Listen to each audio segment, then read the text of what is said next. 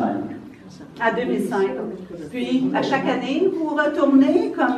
J'ai marché 2005, ensuite 2009, 10, 11, 12, 13, 14, 15, 17 et 18. OK. Oh, c'est vraiment impressionnant. Très Combien de impressionnant. voyages, ça? Combien de voyages, ça? Oui, c'est ça. Autant de voyages à chaque année. Et de kilomètres, tu as compté? J'ai franchi plus de 13 000 kilomètres sur l'ensemble des chemins complets. Ça fait que tu as plusieurs paires de bottines, hein? Oui, oui. Et ça en fait encore plus si vous les considérez individuellement. Aussi, je suis allée fouiller. Quand on va fouiller sur Google, on marque Yves de Belleval et on trouve quelque chose d'intéressant. Une fondation. Est-ce que vous pourriez en dire, je sais que c'est pour Compostelle aujourd'hui, là, mais je trouve que ça vaut la peine d'être souligné, ce que M. de Belleval fait. Je ne m'étendrai pas sur ça. Non. J'ai eu une fondation, mais je l'ai dissoute maintenant, donc ça apparaît encore, mais je ne l'ai plus parce que ça me demandait trop de tracasseries administratives. Oui. Alors, je continue de marcher pour des enfants, quand je marche, comme beaucoup d'autres marchent pour des causes. Là. OK, parce que quand tu as marché cette année, tu as fait un chemin cette année? Cette année, j'ai fait de Innsbruck à Compostelle. Donc, Innsbruck, c'est en Autriche. Alors, j'ai fait le Tyrol. Après ça, le chemin en Suisse, le chemin de Saint-Jacques en Suisse. Après ça, j'ai descendu de Genève au Puy-en-Velay. Le Puy-en-Velay, j'ai fait jusqu'à Aire-sur-la-Dour. Et là, j'ai sauté de chemin pour aller à Lourdes. Après ça, j'ai sauté de chemin pour aller à un monastère qui s'appelle Sarance, où j'ai déjà été hospitalier avec mon épouse. Et j'ai pris le Somport, le col du Somport, une façon de franchir les Pyrénées jusqu'à Santiago et Fisterra. C'est bon, OK, je pense qu'il y a une compétence pour nous parler des chemins jacquaires. Je vous laisse la parole, M. de Belleval. Une grosse main d'applaudissements.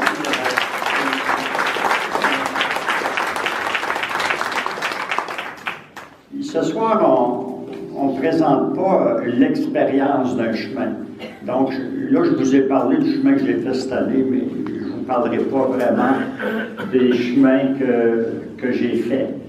C'est ce qu'on appelle une soirée d'information.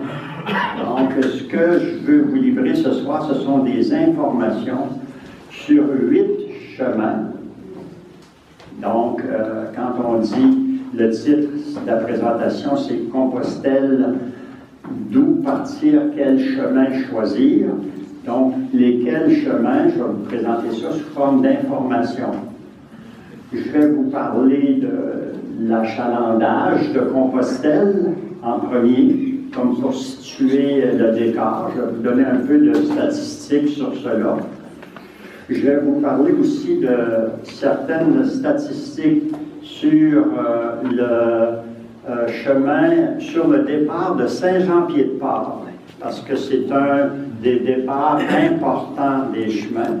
Donc, des statistiques sur l'arrivée à Compostelle, des statistiques départ de Saint-Jean, passage par Saint-Jean-Pied-de-Port, plus que départ d'ailleurs. Et après ça, je vais aborder les différents chemins, mais en partant de quel chemin choisir. Le choix. Comment choisir son chemin? Quoi avoir à l'esprit quand on choisit un chemin? Et après ça, je vous présenterai les chemins et ça devrait vous aider, je l'espère, à choisir un chemin. Combien de personnes ici n'ont jamais, comme on dit, été à Compostelle, n'ont jamais fait le chemin de Compostelle? Ah, magnifique. Bon. Et combien sont allés une fois? Excellent. Donc, excellent. Donc, il y a ceux qui ne sont pas allés, c'est parce que vous vous dites, c'est quoi cette bébête-là, par où je prends ça, là? Et les autres, ben, c'est probablement parce que vous en avez déjà fait un, et faites attention, il pourrait vous arriver ce qui m'est arrivé, c'est-à-dire que c'est une drogue douce et bienfaisante. Donc, on y est. Les statistiques. Il y a du monde, et de plus en plus de monde. Il faut que je recule, donc je pense oui, qu'on va faire de la réverbération. Il y a du monde et de plus en plus de monde. Vous pouvez peut-être fermer ce micro-là s'il est ouvert. Oui, je l'ai fermé. OK. Il y a du monde et de plus en plus de monde à Compostelle. L'an dernier, compilation au 31 décembre 2017, parce qu'il y a des gens qui arrivent maintenant à tous les jours de l'année à Compostelle, du 1er janvier au 31 décembre. Il est arrivé à Compostelle, donc, en 2017, 301 036 personnes enregistrées qui sont allées s'inscrire à ce qu'on appelle l'Office des pèlerins. Mais je connais des gens qui ont fait le chemin l'année dernière et qui n'y sont pas allés. Ils m'ont dit on n'avait pas le temps parce que le lendemain, on partait pour Fistera, puis il y avait beaucoup trop de monde qui faisait la file pour aller s'enregistrer. Donc, c'est vraiment un chiffre minimum, mais à chaque année, il y en a qui ne s'inscrivent pas, donc on peut comparer les comparables. L'année précédente, c'était en 2016, 277 000. Et en 2015, 262 000. Et en 2014, 240 000. Donc, vous voyez, ça augmente comme à chaque année. Donc, il y a beaucoup de monde. Et évidemment, plus vous approchez de Compostelle, plus il y a de monde. Par exemple, le règlement de l'évêché de Santiago veut que pour avoir un papier qui atteste que vous êtes allé, ce qu'on appelle une compostella, c'est un document qui atteste Madame, Monsieur est arrivé à Compostelle comme pèlerin. Le règlement veut que vous ayez fait, quand vous l'avez fait à pied, au moins 100 km. Et à vélo, au moins 200 km. Donc une journée. À peu près. En supposant que vous ne pédalez pas à culot. Donc, j'ai regardé combien il y en a qui sont partis du point qui correspond grosso modo aux 100 km. Et c'est Sarria, la ville de Sarria, principalement, sur le Camino Frances, mais ce n'est pas la seule. Et de Sarria, l'année dernière, il y a 77 000 personnes qui sont parties de là. Donc, le bout de Sarria jusqu'à Compostelle, les départs de Sarria, pas ceux qui sont passés, c'est 75 000 qui partent de là. Et comme il y a un petit village, Barbadello, qui est 5 km après, il y en a 7 000 qui sont partis de là. Et on dit, écoute, pourquoi faire 112 quand on peut faire 105? D'ailleurs, c'est une chose que j'ai remarqué sur le chemin de Compostelle. Il y a bien des gens qui n'aiment pas ça marcher. Ils ne sont pas là pour marcher. Ils sont là pour aller à Compostelle. C'est pas pareil. De sorte que des fois, il y a des voies alternatives où ça prend 3 km de plus, 5 km de plus, puis ils disent, ben, si tu penses que je vais faire 5 km de plus, 3 km de plus, ça va faire. Donc, beaucoup de monde, particulièrement dans ce qu'on pourrait appeler le dernier droit, c'est-à-dire à partir de Sarria. Maintenant, à pied, c'est environ 85% des gens qui arrivent à pied à Compostelle. Donc, ce n'est pas 100%, parce qu'il y en a 11 à 12%, et un peu plus, qui arrivent à vélo. Et c'est surtout en Espagne, évidemment, que vous les rencontrez. Donc, vers la fin, il y a parfois des cyclistes sur le chemin. Est-ce qu'il y en a ici qui ont l'intention de faire le chemin à vélo? Il n'y en a pas. J'aurais eu un message pour eux autres, c'est libérer le chemin, prenez la route. Il y a des routes pour les vélos. Parce que c'est parfois embêtant pour les pèlerins qui sont en train de marcher de se faire gling-gling. Bon. Mais chaque fois que je le peux, je leur dis. Et on a eu un magnifique conférencier il y a une couple d'années qui l'avait fait à vélo et que la première chose qu'il a dit, c'est que vous ne me verrez pas sur le chemin si je le fais à vélo parce que je le fais par la route. Il y a des cartes pour cela, un cycliste très respectueux. Et les autres, c'est qu'il y en a qui le font à cheval ou avec un âne et en chaise roulante. L'année dernière, il y en a 117 qui ont utilisé des chaises ou des moyens comme ceux-là, équivalents de chaises roulantes, pour se rendre jusqu'à Compostelle. Donc, il y a des gens qui parfois ont des grands handicaps. Cette année, il y a un aveugle qui était tout proche sur le chemin quand on marchait. Et notre présidente d'association, Joanne Morin, a eu, je pense qu'on peut dire le privilège, de le faire marcher sur le chemin main par la main pendant 2 étapes. Et il a fait de la France à Santiago comme ça. Donc, il y a différents types. À cheval, c'est pas surprenant. Si vous regardez votre crédentiale, dans la crédentiale, c'est marqué, vous devez cocher, est-ce que vous allez le faire à pied, à bicyclette ou à cheval? C'est parce qu'au Moyen Âge, on faisait principalement le chemin à cheval. C'est l'ancien mode. L'ancien mode de déplacement était surtout le cheval. Bon, alors donc, beaucoup de monde sur le chemin. Si on regarde les principales origines, qui fait le chemin? Avec qui vous êtes susceptible de marcher? Si vous marchez en Espagne, vous devriez avoir environ 1 pèlerin sur 2 qui est un Espagnol, 1 sur 5 qui est un Italien, 1 sur 6 qui est un Allemand, environ 10% qui sont des Américains, 9,32%, 7,5% qui viennent de la France, 4% qui viennent de l'Irlande et à peu près 4% qui viennent du Royaume-Uni. Et le Canada vient en 13e, 14e rang, après la Corée du Sud, qui ont toujours à chaque année beaucoup de gens sur le chemin, la communauté chrétienne de la Corée du Sud.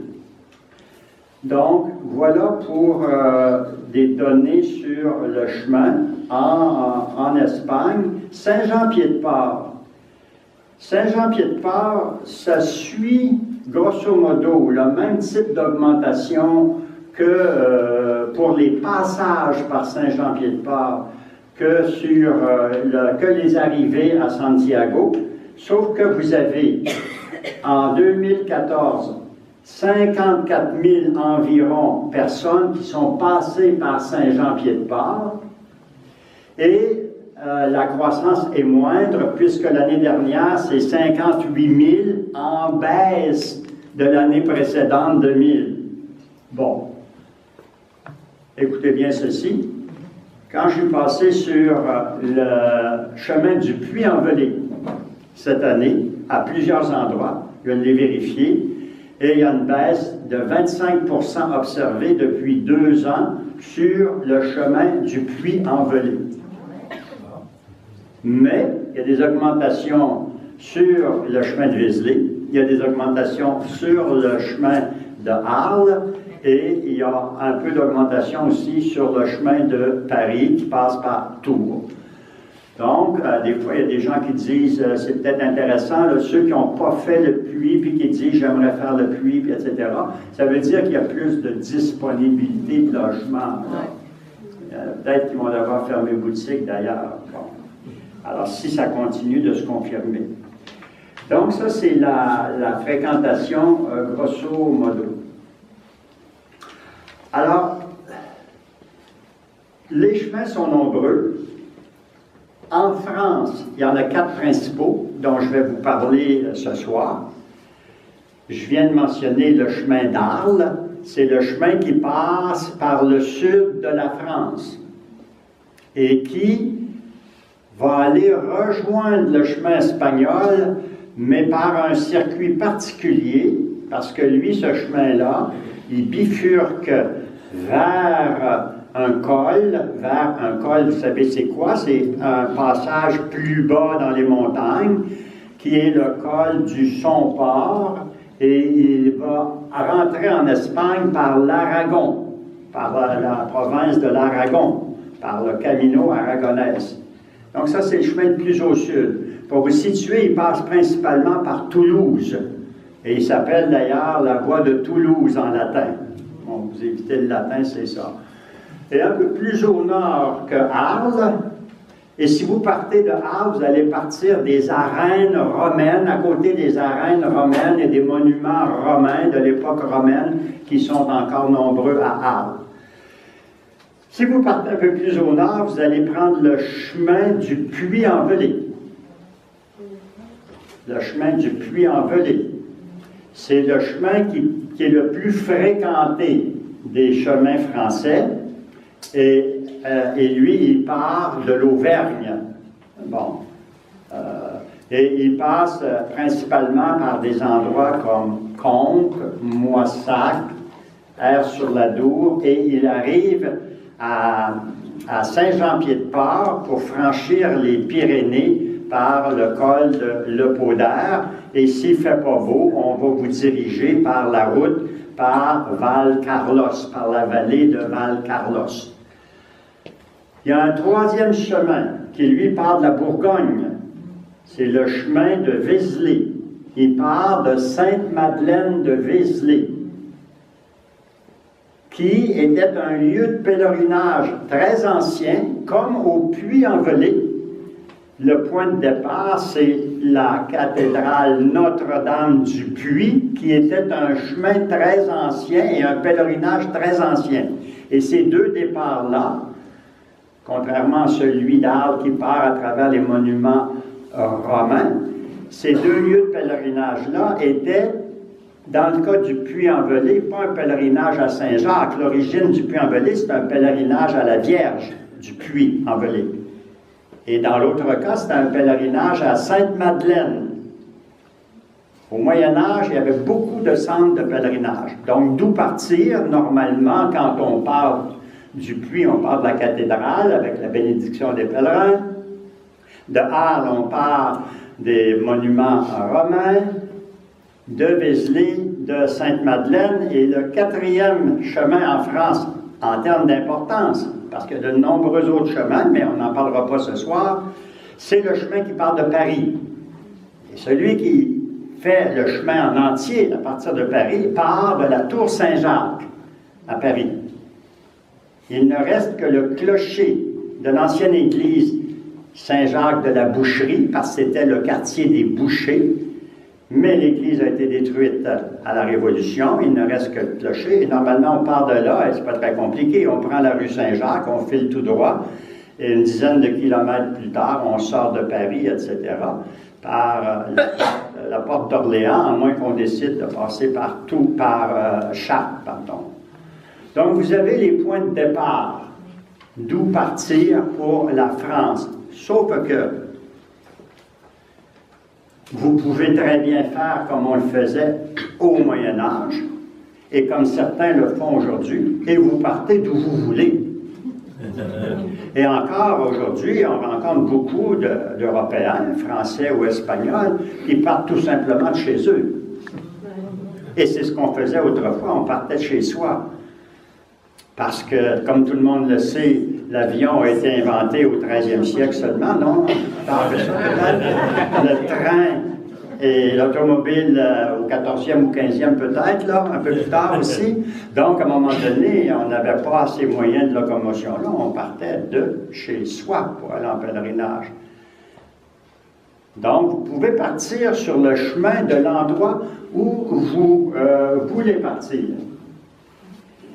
Si je regarde maintenant les point de départ des autres chemins que je vous présente ce soir. Donc, 3 chemins en Espagne et 1 au Portugal. Pour ce qui est du premier chemin à considérer en Espagne, le Camino Frances. On appelle ce chemin Frances, il est en Espagne. C'est le chemin des Francs et non pas des Français. Et ce chemin-là, il part historiquement. Il partait d'un village qui s'appelle Obanos, mais les guides modernes, les éditeurs modernes le font partir de Saint-Jean-Pied-de-Port en France, qui autrefois, historiquement, était ce qu'on appelait le chemin de Navarre, et rendu en Espagne, le Camino Navarro. Donc, le chemin, le Camino Frances, disons, il part de Saint-Jean-Pied-de-Port en France, avec un départ qui est franchir les Pyrénées. Bon. Et par beau temps, vous partez par le chemin, et par mauvais temps, vous partez par la route et vous passez par Valcarlos, ce qui vous évite 300 mètres de montagne à faire, vous montez moins haut, et quelques kilomètres en moins. Donc ça, c'est le point de départ pour le premier chemin espagnol, et vous ne faites qu'une étape en France finalement, puisque immédiatement après, vous êtes rendu en Espagne. Sinon, et vous faites un chemin espagnol, vous pouvez prendre le Camino del Norte. Et lui, il part sur le golfe de Gascogne. Vous avez la France qui arrive comme ça et qui donne l'Espagne, avec les Pyrénées qui vont séparer ça. Le golfe qui est là, c'est le golfe de Gascon, qui était autrefois Vascon, qui veut dire aussi basque. Donc, on est dans le Pays basque, français ou espagnol. Et vous partez de Irún, qui est le vrai point de départ du Camino del Norte. Et là, vous longez l'Atlantique par le nord de l'Espagne, d'où le nom Camino del Norte, avec une possibilité de bifurquer, comme beaucoup le font, par un chemin à Oviedo qui s'appelle le Camino Primitivo. Il s'appelle le Primitivo, c'est-à-dire le premier, c'est-à-dire l'ancêtre, le plus ancien des chemins. Parce que c'est de là qu'Alphonse II est parti pour Compostelle quand il a appris qu'on avait trouvé, paraît-il, le tombeau de l'apôtre Jacques. Donc, ça a été le premier pèlerinage, d'où le nom Camino Primitivo. Sinon, vous continuez par le nord, le Camino del Norte, et à un moment donné, vous descendrez par le sud. Point de départ, Irún. Enfin, le troisième chemin espagnol que je présente ce soir, la Via de la Plata. Plata qui veut dire de l'argent, le métal, l'argent. Ça part de Séville, dans le sud de l'Espagne. Et là aussi, vous montez vers le nord et vous avez la possibilité de filer tout droit pour rejoindre, dans une ville qui s'appelle Astorga, le Camino Frances, ou bien vous bifurquez à un moment donné, à Moruela, la Granja de Moruela, vous bifurquez sur un camino qui s'appelle le Sanabrese et vous rentrez à Compostelle par ce chemin-là. Donc, Via de la Plata, départ, Séville à la cathédrale. Enfin, le chemin au Portugal. C'est le seul que je n'ai pas fait dans tous ceux que je vous présente. Donc, je le présente avec cette nécessité de vous dire que je ne l'ai pas fait. Donc, j'ai écouté beaucoup de gens m'en parler. Il y a 2 départs possibles à partir de Séville, de Lisbonne, pardon. De Lisbonne. Un départ par Fatima et un départ qui va passer par Porto. Beaucoup de Québécois font leur départ du Portugal à partir de Porto. Donc, et si vous choisissez de partir Portugal par Porto, vous avez 3 embranchements possibles. Par la mer, par le centre ou un chemin qui se rapproche rapidement de l'Espagne. Donc, quand vous partez de Séville, vous partez de Lisbonne, pardon, vous partez de la cathédrale de Lisbonne. Sinon, vous partez de Porto. Donc, les départs, d'où partir, c'est comme réglé pour moi. Vous partez d'où vous voulez. Puis si vous voulez partir des départs classiques, ben, je vous les ai mentionnés. Vous allez retrouver tout ce que je vous présente ce soir sur le site de l'association, avec les tableaux, les images, les distances, les chiffres précis, parce que je vais vous parler de kilométrage, je vais vous parler de budget, je vais vous parler d'éléments comme ceux-là. Vous trouvez tout ça sur le site quand vous allez à Montérégie, dans les régions. Tout est installé là. Donc, c'est vraiment parfait. Donc, ça vous évite, vous pouvez vous prendre des notes, mais si à un moment donné, vous voulez y retourner, ben, vous avez ça au bout du doigt. Bon.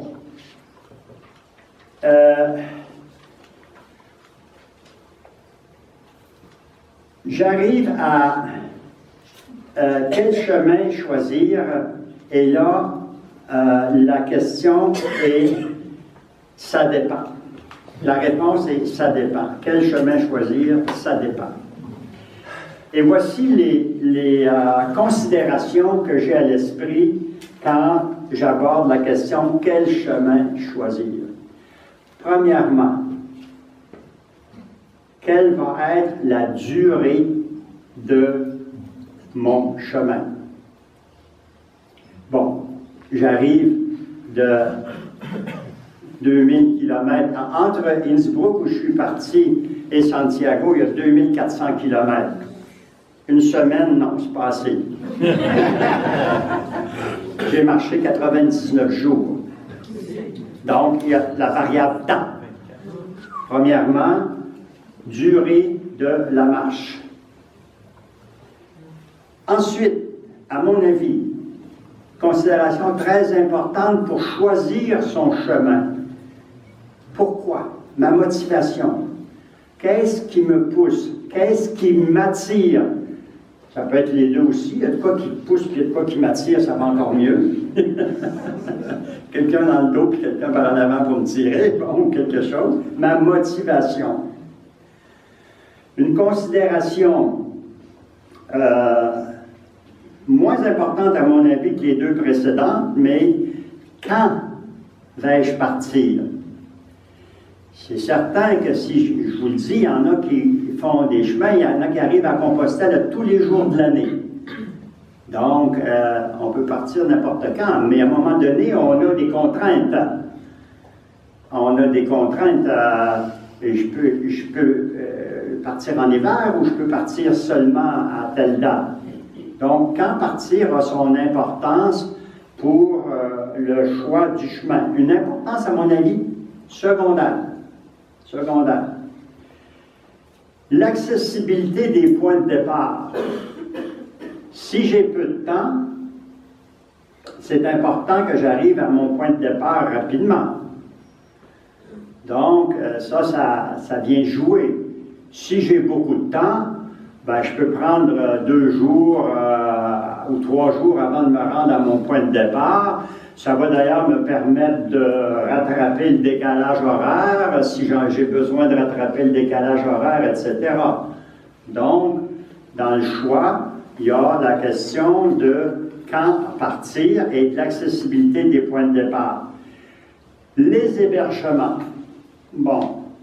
Alors, ça a une certaine importance dans le choix du chemin. Il y a certains chemins qui ont des étapes qu'on pourrait dire forcées. C'est-à-dire qu'entre 2 hébergements, vous aurez nécessairement 25 km ou 28 km. Donc, il faut que je regarde les hébergements, possiblement. Le chemin qui part de Paris, on l'appelle aussi le chemin de Tours parce qu'il passe par Tours. Quand vous arrivez dans les Landes, à un moment donné, vous avez des magnifiques forêts de pins. Et c'est très facile à reconnaître parce que dans ces forêts-là, il y a des petits pins, des moyens pins, des gros pins, des clairières de pins, des aiguilles de pin, des cônes de pin, l'odeur du pain, et des grandes lignes droites. Et à un moment donné, 28 km entre deux villages. Donc là, vous pouvez dire, je vais faire ça en 2 jours, mais ça va vouloir dire que vous avez une considération importante qui est, je dors à la Belle Étoile, ou j'apporte ma tente, ou, bon, OK? Et tout le monde aime ça, dormir à la Belle Étoile, parce qu'on le dit tellement, elle est belle à part de ça. Donc, je veux dire, on rêve de dormir à la Belle Étoile. Cette année, j'ai fait une étape de nuit. J'ai trouvé ça magnifique. Magnifique. 17 km dans la nuit en partant à 1h30 du matin. Mais là, ça vous tente? Alors, vous voulez venir avec moi? J'ai dit non, je veux le faire tout seul. Le ravitaillement et la bouffe. Y a-t-il du ravitaillement sur ça? Il y a des fois où il faut apporter son lunch, là, et un peu plus. Parce que si vous tombez la veille d'un jour férié où tout est fermé dans le coin de pays où vous passez, puis que vous avez une longue étape, et donc le ravitaillement. Alors, je vais en parler dans mes tableaux, je vais en parler du ravitaillement de la bouffe. Ça peut aider à choisir son chemin. Les dénivelés.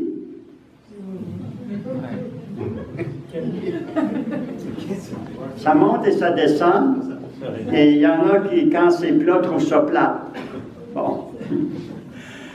Mais je vais vous montrer qu'il y a des chemins où le dénivelé, c'est environ 3000 mètres. Et il y en a d'autres où c'est 23 000 mètres. 23 000 mètres de dénivelé, c'est comme si pendant 23 km, vous montiez dans une échelle, là. Donc, là, mais si c'est sur 30 étapes, bah, bon. Mais le dénivelé, ça peut être une considération importante. La nature et le paysage. Il y en a qui cherchent un chemin avec des beaux paysages. Donc, si vous aimez, pour reprendre l'exemple, beaucoup les pins.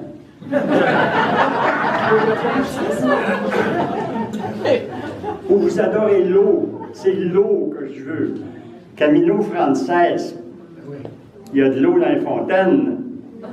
Puis je pense qu'à Azofra, il y a un petit pied aussi, là. Puis, ben, les paysages et la nature, c'est-tu important dans vos considérations ou pas? Dans quel chemin choisir? La culture, il y en a qui disent les cathédrales, c'est tout pareil. Quand tu n'as vu une, tu n'as vu 1000. Bon, ils sont chanceux, ils n'ont vu beaucoup d'une seule plaque. Puis il y en a d'autres qui disent, il n'y en a pas une pareille, hein? Moi je veux toutes les voir. Les monuments. Donc il y a 8 chemins inscrits au patrimoine mondial, 8 chemins de Compostelle inscrits au patrimoine mondial. Il y en a 7 des 8 que je vous présente ce soir. Il y en a qui ont plus de biens culturels que d'autres sur ça. Il y en a qui disent, moi, c'est celui-là que je veux prendre. D'autres qui disent, c'est pas une considération importante. Donc, c'est à considérer de façon accessoire. Le budget, c'est une considération, le budget. En Suisse, faire le chemin, 100 $ par jour, je ne suis pas sûr que tu vas arriver. J'ai couché en monastère, une fois une petite cellule, un petit lit, c'était pas trop chaud. 50 francs suisses, 65 $. Bon. Donc, le budget au Portugal, c'est moins cher qu'en Espagne. En Espagne, moins cher qu'en France. Bon. Alors, le budget, c'est une considération. Les services santé. Il y a des gens qui font le chemin avec des équipements pour l'apnée du sommeil. J'en connais. Bon. Alors, c'est-tu possible partout? La considération de santé. J'ai des prescriptions à renouveler, etc. Bon, alors, où je dois avoir de l'insuline avec moi. Donc, là, je ne peux pas être 4 jours à garder ça à la chaleur, ou ainsi de suite. Donc, il y a une considération de santé qui, pour certains, peut devenir importante. La langue. Est-ce que c'est important pour vous autres? Et enfin, une dernière considération. Solitude ou rencontre? Et je connais des gens, ils me disent, moi, j'arrive à la retraite. Bon, je ne sais pas trop c'est quoi, moi, ça fait tellement longtemps, je ne m'en souviens plus. Ils me parlent du travail des fois, je dis, c'est quoi cette histoire-là? Ça fait 17 ans, là. Ils arrivent à la retraite et ils disent, là, je veux faire mon bilan de vie. Bon, j'aimerais ça être tranquille puis prendre... alors ça, c'est peut-être un type de chemin. Si vous faites Sarria aller-retour, là, avec 75 000 personnes, c'est pas pareil. Donc, ou rencontre, c'est le contraire. Il y en a qui disent, je vais faire des rencontres. Ben là, si tu prends, mettons, la voie de Soulac, on ne la voit pas ce soir, là, la voie de Soulac, j'ai fait ça, là, 320 km, il y a à peu près 180 personnes par année qui le faisaient en 2011. J'ai les données de 2011. Fait que moi, quand je suis passé là, j'ai augmenté le taux de fréquentation de façon significative. Donc, c'est le plus zen des chemins que j'ai fait. Donc, il y a des considérations comme celle-là qu'il faut avoir à l'esprit. Dans mes façons de présenter les considérations primaires et secondaires pour les chemins, ça va être des données qui vont vous permettre de dire « oui, ça m'éclaire sur le choix de mon chemin ». Et voici c'est quoi que je vais aborder dans ces considérations que j'appelle primaires et secondaires pour les 8 chemins. Vous allez tout retrouver ça sur le site, là. Je vais vous parler de la distance. La distance par rapport au point de départ classique dont je vous ai parlé tout à l'heure. D'accord? Donc, si on parle de Arles, on parle de Arles jusqu'au col du Somport, parce qu'après ça, on arrive en Aragon, là. Si on parle du chemin du Puy, on parle jusqu'à Saint-Jean-Pied-de-Port. Vézelay jusqu'à Saint-Jean-Pied-de-Port. Paris jusqu'à Saint-Jean-Pied-de-Port, etc. D'accord? Le Camino Frances de Saint-Jean-Pied-de-Port. Je vais vous parler des distances. Les dénivelés, je vous l'ai dit, je vous en parlerai. Les points les plus élevés, hein, ça va des dénivelés là, de 280. Le point le plus élevé pour un des chemins, c'est 291 mètres.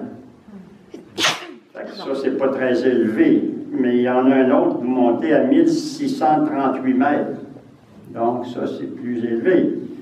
Le nombre d'étapes classiques, là, parce qu'on peut parfois couper ça de façon beaucoup plus considérable. Les guides présentent les chemins avec des propositions d'étapes. Donc, c'est ce que j'appelle les étapes les plus classiques. Il y en a combien? Autrement dit, si je veux faire en entier le chemin un tel, je devrais prévoir normalement combien de jours? Normalement. Le nombre de kilométrages moyen par jour que représentent ces étapes classiques-là. Le nombre de gîtes, incluant différents types d'hébergements, parce que ça va de l'hôtel sur certains chemins, et dans d'autres endroits, c'est pour que tu te contentes de la bibliothèque de la mairie, où il y a quand même un bon petit lit de camp quechua, là, si tu ne bouges pas trop, tu ne tomberas pas en bas. Donc, le nombre de gîtes, et je vais vous parler aussi à ce moment-là des types de gîtes. L'accès par avion ou non, par autobus ou par train, etc. Les budgets, ça peut coûter combien? Donc ça, c'est les données que j'appelle primaires. Et dans les données secondaires, je vais vous parler de le balisage. Et il y a des chemins qui sont trop balisés. Donc, c'est des chemins sur lesquels moi je me perds parce que je me dis, il y en a tellement de balises que je n'ai pas à me soucier de rien. Tout d'un coup, j'en manque une, puis je ne suis pas très attentif. Il y a une balise à toutes les 100 mètres. Pourquoi je me préoccuperais de ça? Tout d'un coup, il y en a une que je manque. Bon, les balises, le balisage, chemin donné secondaire. Ensuite de cela, attendez un petit peu que j'y arrive. Ah, il me manque ça, je vais vous le retrouver dans mon tableau ici. Non, j'ai ça ici. Les difficultés du dénivelé. C'est beau du dénivelé. Il peut y avoir 4000 mètres, 6000 mètres, 8000 mètres au total de dénivelé, mais ça se peut que ça soit plat comme ça, et arrête de même, et arrête de même, et arrête de même, et arrête de même, puis là, c'est pas la même chose.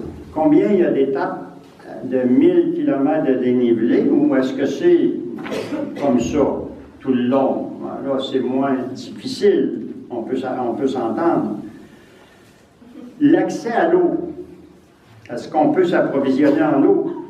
L'accès au gîte, j'en ai déjà parlé, est-ce qu'il y en a beaucoup ou pas? L'aide disponible, si je tombe en panne, qu'est-ce qui arrive?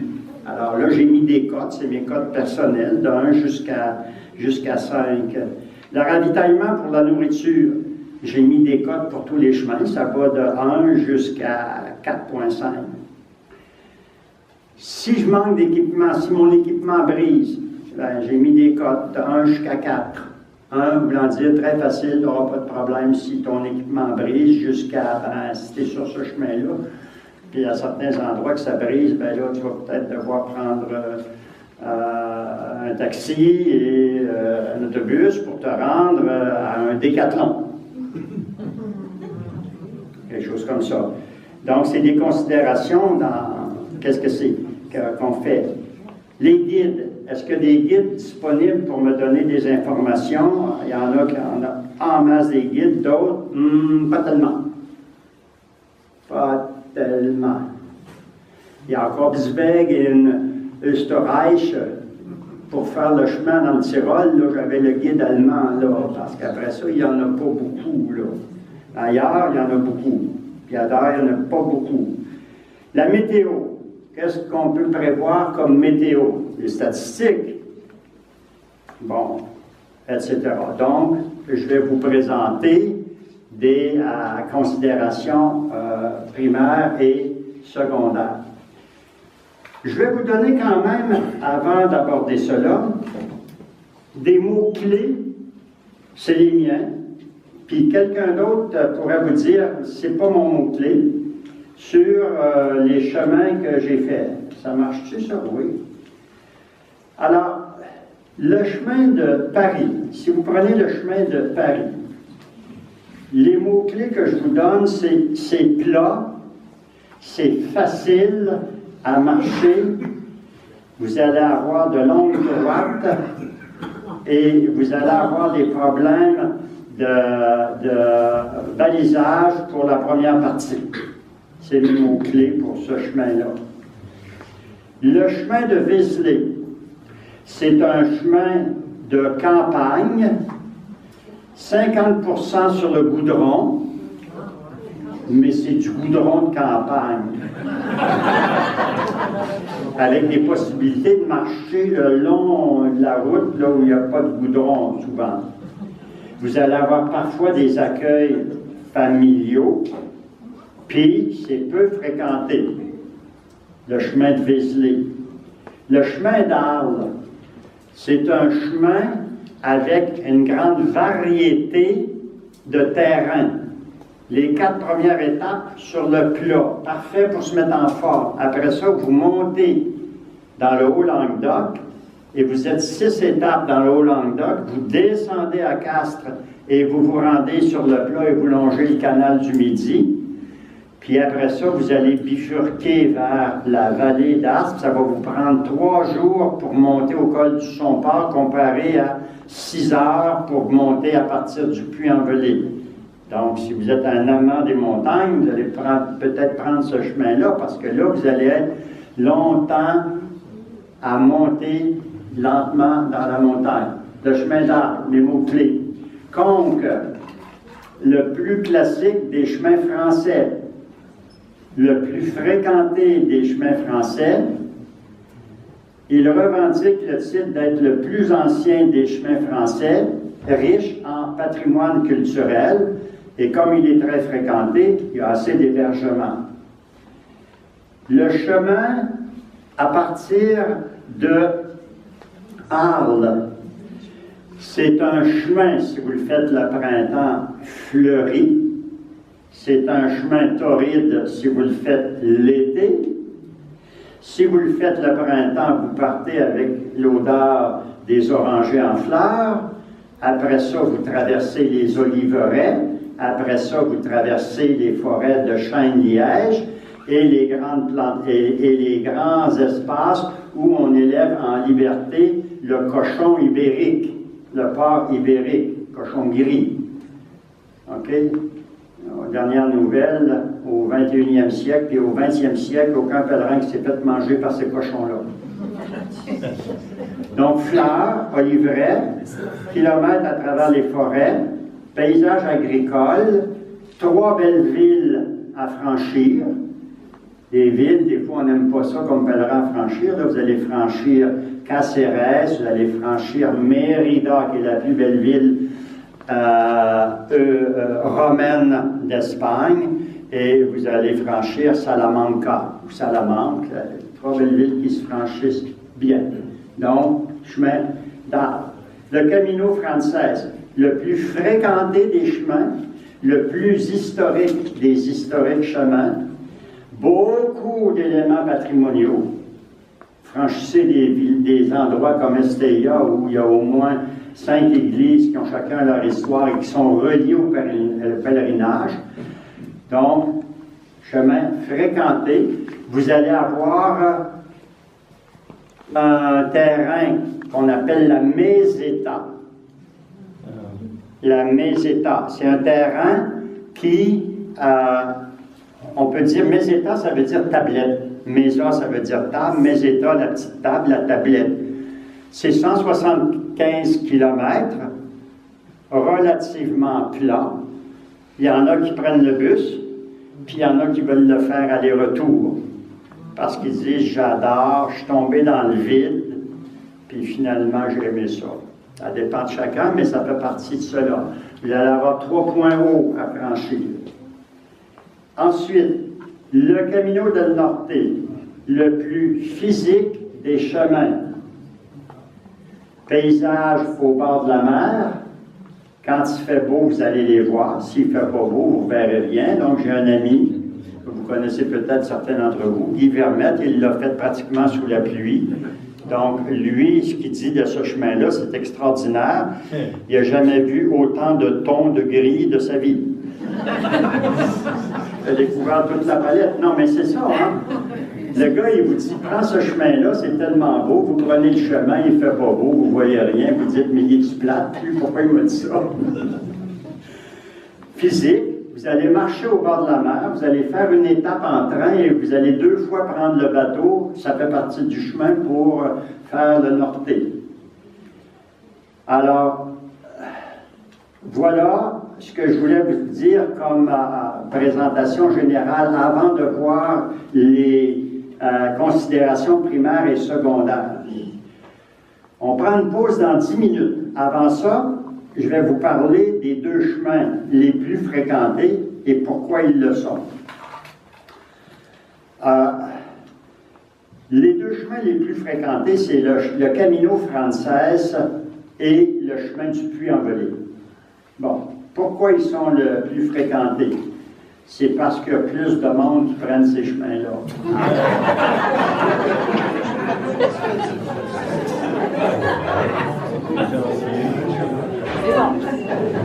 Et parce que...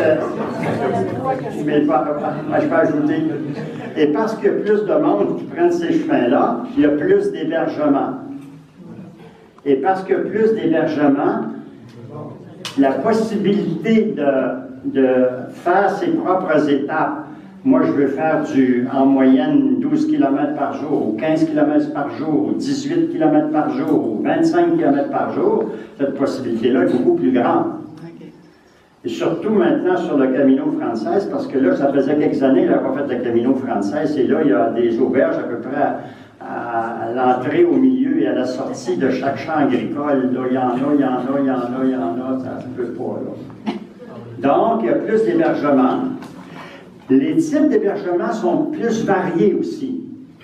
Donc là, vous avez des possibilités d'hébergement en dortoir public ou en dortoir privé, qui appartiennent. Les hébergements en dortoir public, c'est des hébergements paroissiaux ou municipaux ou communaux, là.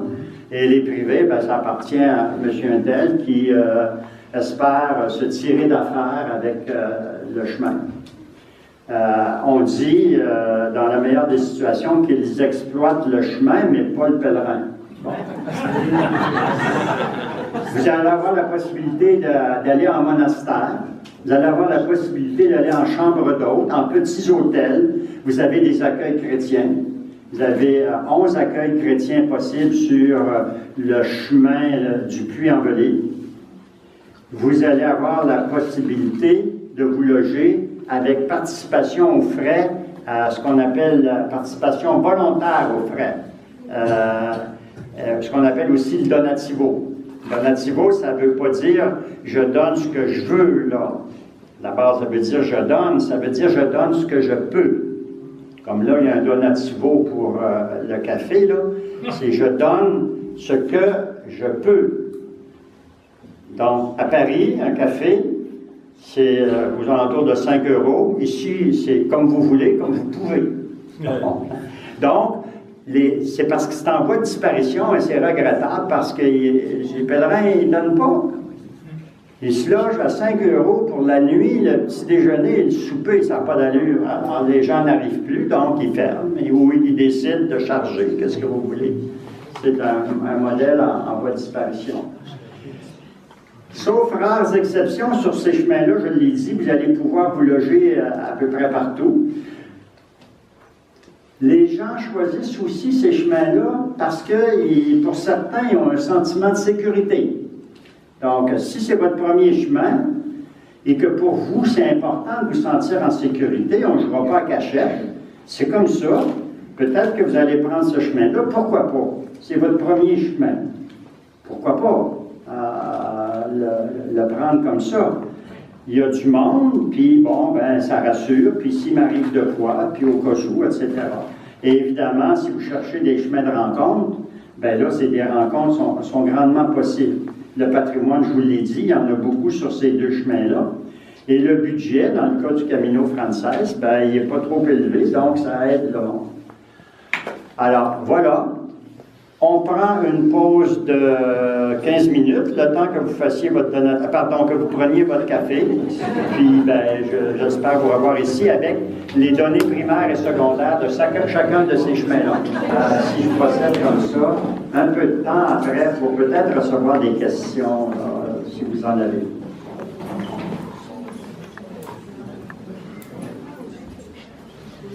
On y va? Oui. Bon.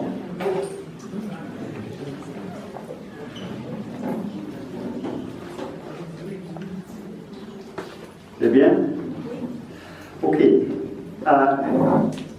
Je vais considérer donc là les 4 chemins français. Le Puy, Vézelay, Arles, Paris, Tours. Et je vais faire des distinctions assez souvent sur Paris-Tours. Parce que Paris jusqu'à Saint-Jean-Pied-de-Port, il y a Paris jusqu'à Tours, et après il y a Tours jusqu'à Saint-Jean-Pied-de-Port. C'est différent. C'est parfait. Le chemin c'est comme ça. Si je regarde le nombre de départs, grosso modo, donc ça vous dit la fréquentation. Calculez que c'est aux alentours de 42 000 en 2014 pour le chemin du Puy, avec une baisse dans les 2 dernières années en 16-17 de 25 %. Donc, quand même, c'est élevé. Ils sont 30 000, si vous voulez, par année, actuellement. Et ça va, pour Vézelay, aux alentours de 1000 par année. Donc, vous avez 30 fois plus de monde minimum, 35 fois plus de gens qui prennent le chemin du Puy-en-Velay que Vézelay. Donc là, si vous partez de Vézelay, vous allez avoir moins de monde. Et le chemin d'Arles, c'est aux alentours de entre 1500 et 2000 personnes par année, plus proche de 2000 maintenant. Donc le double de Vézelay. Et Paris, le nombre de départs de Paris, c'est environ 1000. Mais attention, on est en France et les principaux pèlerins qu'on trouve sur le chemin sont français. Dans le cas du chemin du Puy, dans le cas de Vézelay, vous allez rencontrer des Allemands. Parce que c'est un chemin Vézelay qui est relié aussi avec une partie de l'Allemagne. Vous allez rencontrer des Italiens, environ 20% d'Italiens sur le chemin du Puy. Sur Vézelay, à peu près pas. Donc, vous allez rencontrer des Français et c'est à peu près tout. Mais vous allez rencontrer des Français en sachant ceci, c'est qu'il y en a la moitié d'entre eux qui font entre 1 semaine et 2 semaines de marche. Et après, ils retournent chez eux et l'année prochaine, ils vont faire 1 semaine à 2 semaines de marche. Donc, ça veut dire que le 1000 en question, il se répartit sur des gens qui font des bouts du chemin. Donc, ils ne sont pas là continuellement. Tandis que le 35 000, grosso modo, que j'estime pour le chemin du Puy, ils sont davantage là. C'est certain que si vous prenez le chemin du Puy en avril, en septembre, vous allez en août-septembre, vous allez rencontrer du monde bien correct. Vous allez rencontrer du monde, passez-vous pas la tête.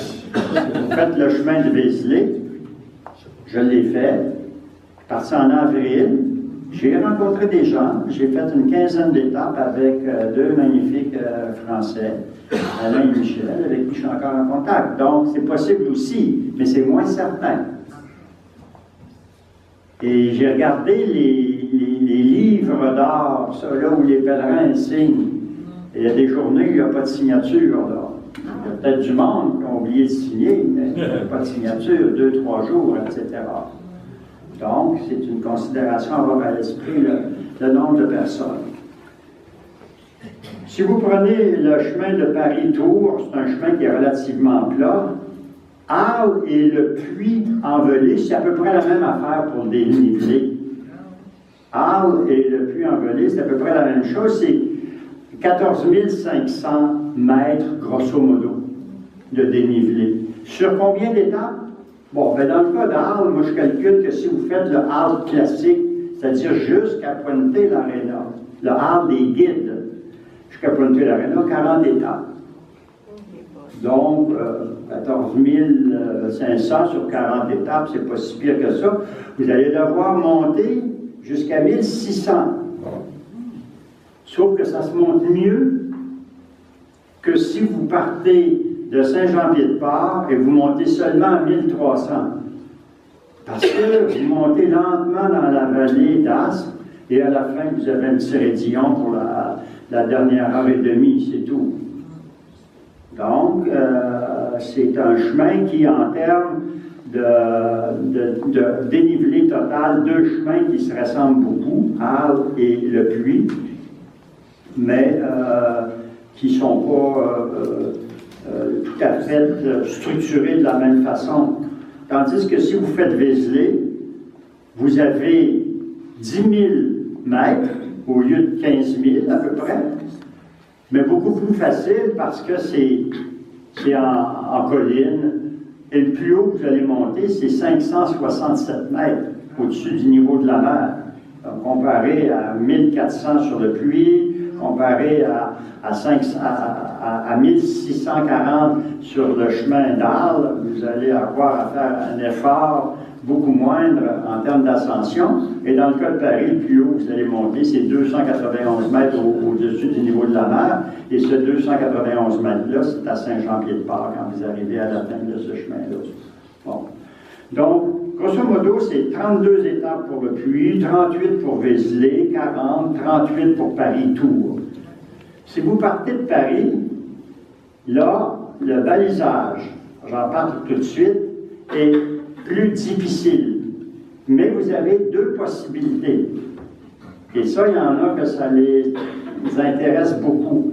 Vous pouvez passer par Orléans ou vous pouvez passer par Chartres. Il y en a qui disent Chartres, ça me dit quelque chose. Il y en a qui ça leur dit rien, donc oubliez ça. Le kilométrage moyen par étape, j'ai regardé ça toujours en me référant à ce qui est classique dans les guides.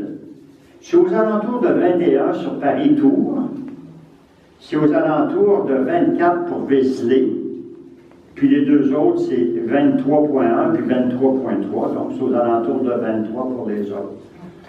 Entre 21 et 24, ça ne fait pas une grande différence, mais c'est des moyennes. Sauf que si vous arrivez sur le chemin à partir de Tours et vous descendez au sud de Bordeaux, je vous l'ai dit tout à l'heure, là vous avez des étapes forcées parce qu'entre deux villages, il y a les pins dont je vous parlais, donc il y a 4 ou 5 étapes où vous n'avez pas le choix, vous devez faire cela. Si vous prenez le chemin du puits de Vézelay, c'est un peu la même chose. OK? Parce que le nombre de gîtes, maintenant j'aborde ça. Paris-Tours, le nombre de gîtes est limité. Paris-Tours et Vézelay, le nombre de gîtes est limité. Surtout dans le cas de Paris jusqu'à Tours. Après, de Tours jusqu'aux Pyrénées, c'est plus intéressant. Donc, ça se peut que vous ayez à aller dans un petit hôtel, un 2 étoiles, par exemple, etc. Donc, à prendre en considération. J'ai des amis qui l'ont fait. Ils ont joué sur le fait qu'ils sont québécois. Ils arrivaient dans un village, ils disaient « Connaissez-vous un endroit qui accueille les pèlerins? » Et ils m'ont dit, en général, après 5 fois, on va chez des gens qui nous disent, vous pourriez venir, mais vous avez un accent québécois, ça s'entend. Ben oui, c'est ça. Ah, ben pourquoi vous ne venez pas à la maison? Ma fille est à Montréal. Elle étudie à Montréal. Ça change l'île. Comme un Hollandais que j'ai connu, il descendait sur le chemin de Paris avec sa tante. Alors lui, son truc, c'était, il arrêtait pour dire, est-ce que je peux mettre ma tente chez vous? Il m'a dit, une nuit sur 2, il me dit, ben non, vous allez dormir chez nous.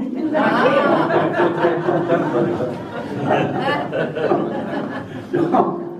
Mais il y en a que ça les gêne de jouer à ça, donc là, bon. Donc, l'Égypte, sur le puits-en-Velay, j'ai mis 5 étoiles là.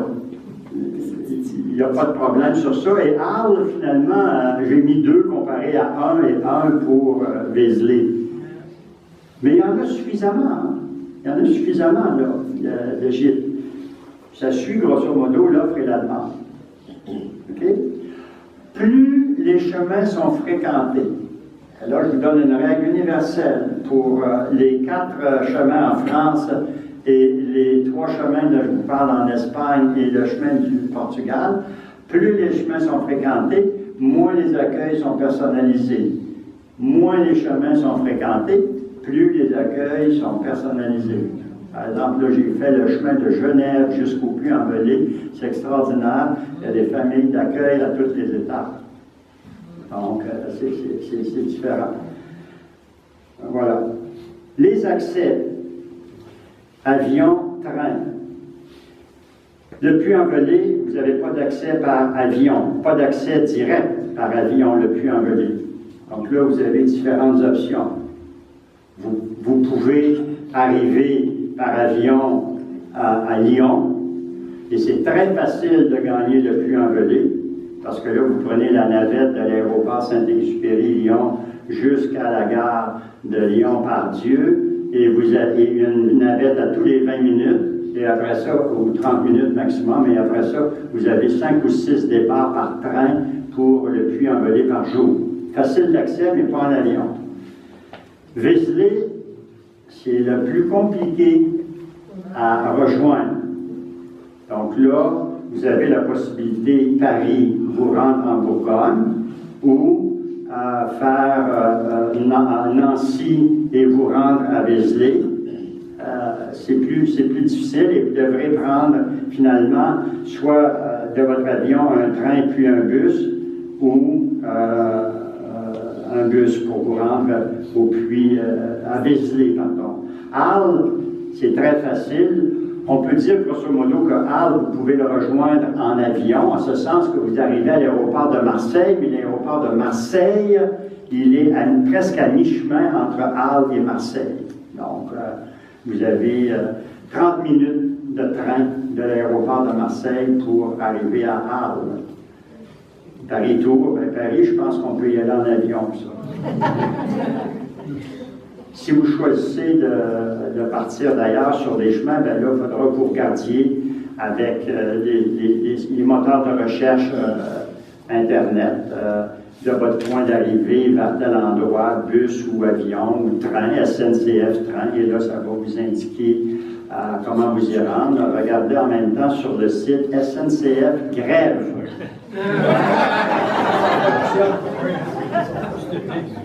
Alors, c'est ça. C'est comme pour les bagages en avion. Tous les aéroports maintenant ont un service extraordinaire. Ça s'appelle bagages perdus. Hein? C'est important de savoir qu'il s'en perd tellement que ça vaut la peine d'avoir un service. Tous les fois que je descends de l'avion, je vois des gens qui sont là, qui attendent. Le coût, le budget. En France, grosso modo, calculé là, pour être raisonnable, de 40 à 45 euros par jour, et pour moi, c'est comme un minimum. Il faut être réaliste, c'est 40 à 45 euros par jour. Donc, au coût actuel de l'euro, c'est un minimum de 65 $ par jour pour coucher, manger, prendre, quelqu'un disait tout à l'heure, on boit de l'eau, puis après ça, on prend un verre de vin. Bon, alors, 2 verres de vin. Puis, le vin moins cher que l'eau. Puis, les frais de pharmacie et d'autres frais qu'il faut prévoir, là. Donc, c'est 40 à 45. Ça, c'était mes considérations primaires pour les 4 chemins en France. Je vais passer avec les mêmes considérations pour les 3 chemins espagnols et le portugais. Je vous l'ai dit tout à l'heure, c'est aux alentours de 58 000 le nombre de départs de Saint-Jean-Pied-de-Port. Comparé à Camino del Norte, 17 000 en hausse significative. Parce qu'en 2010, j'ai retrouvé les données pour le Camino del Norte, 3 000. Alors, l'ouvrage de Ruffin, Jean-Christophe Ruffin, Compostelle immortelle randonnée, a fait des petits. Donc, on est rendu à 17 000 pour là. Avantage à bien des égards, il s'est ouvert des nouveaux accueils, donc il y a moins d'étapes forcées, que j'appelle forcées, qu'il y avait. Et puis, sachez ceci aussi, s'il y a une étape forcée qui semble vous bloquer, parce que là, je n'ai pas le choix, c'est 32 km. Vous avez toujours la possibilité, pour cette étape-là, de regarder est-ce qu'il y a un transport en commun, pour en faire la moitié en transport en commun, ou faire en entier en transport en commun. Si c'est un chemin comme le Norte qui vous tente et vous dites « je ne peux pas le faire parce qu'il y a une étape de 28 que je ne serais pas capable, puis une étape de 32, puis je ne vois rien entre les deux », renoncez pas nécessairement. Vous pouvez, hein, c'est possible de faire une étape quand on n'a pas le choix de faire autrement. C'est comme quand on se blesse, on n'est pas obligé de continuer à marcher. Hein. On peut arrêter, se soigner, etc. Donc, je dis à des gens, on ne peut pas le faire, mais pourquoi un transport de tel endroit à tel endroit? À la limite, un taxi, si votre budget vous le permet. qui va vous faire faire 10 km en taxi. Puis là, c'est 18 votre étape. Donc, on dit à l'impossible, nul n'est tenu. Donc, mais ça ne veut pas dire que votre chemin est impossible. Donc,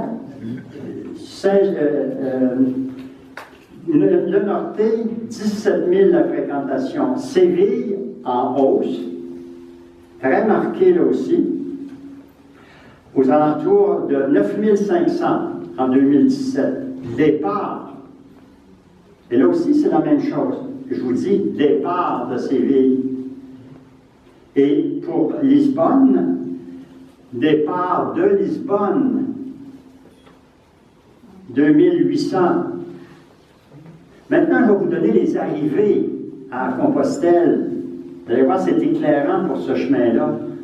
Il passe 58 000 de Saint-Jean-Pied-de-Port. Il y en a 28 000 qui se rendent à Santiago. Donc, il y en a qui font une semaine, 2 semaines, disparaissent. Fait qu'ils ne seront pas nécessairement avec vous tout le temps. Des 17 000 qui prennent le Norté, seulement 3 800 sont arrivés à Santiago. C'est un écart significatif. Et peut-être qu'il y en a qui ont trouvé ça plus raide qu'ils pensaient, dans ce cas-là.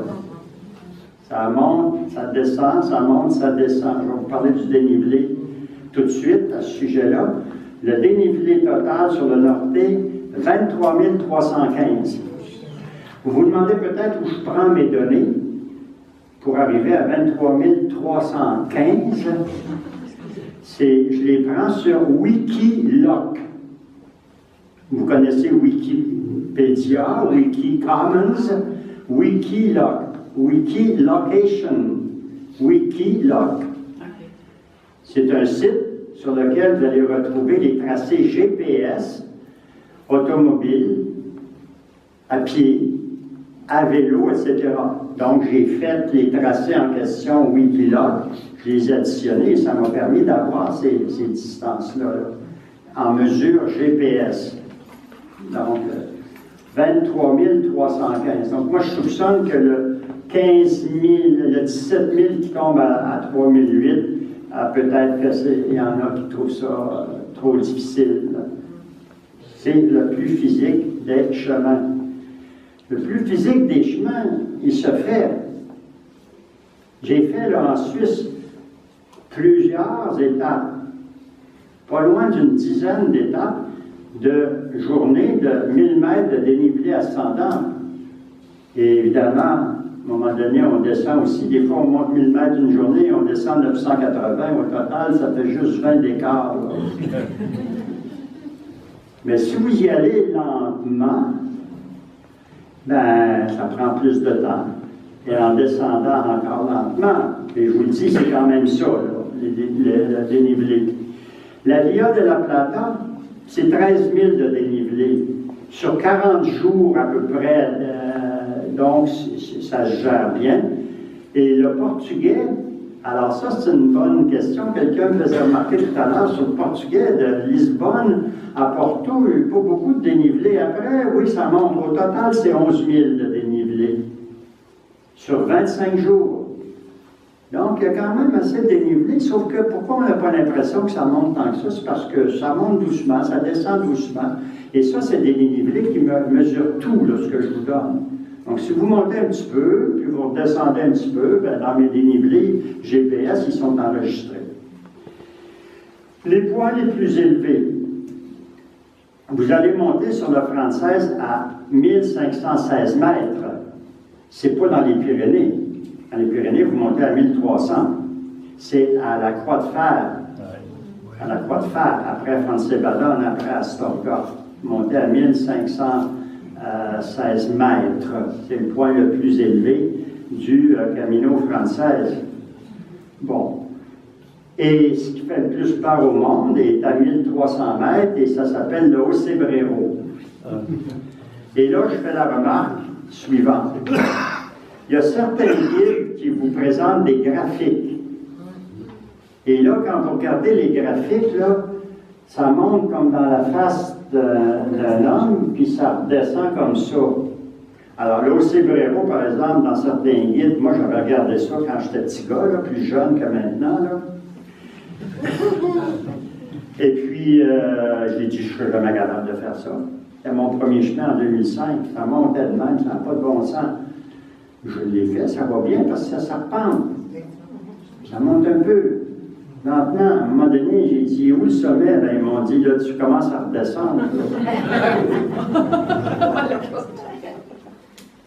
Donc, il faut faire attention à ces espèces de graphiques où il y en a qui vous ramènent ça sur tellement peu d'espace que vous avez l'impression que c'est infaisable. Demandez à ceux qui, si c'est ça vos problèmes, le norté physique, oui. Les autres, c'est gérable, à mon point de vue, en tout cas à 75 ans, là, ça se gère encore. Merci la vie de me donner la condition physique que j'ai, évidemment. Les nombres d'étapes. Alors, ah oui, le portugais. Le portugais de Lisbonne à Porto, c'est vrai qu'il n'y a pas beaucoup de dénivelé. Après, il y en a plus. Donc, si vous choisissez la portion de Porto à Santiago, bien là, mon 11 000 en valeur, étant donné la distance, il augmente comme peut-être à 14, 15, l'équivalent de 14, 15 000, l'équivalent du chemin du Puy-en-Velay. Le nombre de gîtes. Je mets une valeur 2 pour le norté. Avant, je mettais 1 sur 5. 1 plus sur 5. Je mets 2. Ça a augmenté significativement à cause de la fréquentation. Donc, ça se gère bien. Sauf 1 ou 2 endroits, comme je vous le disais tout à l'heure.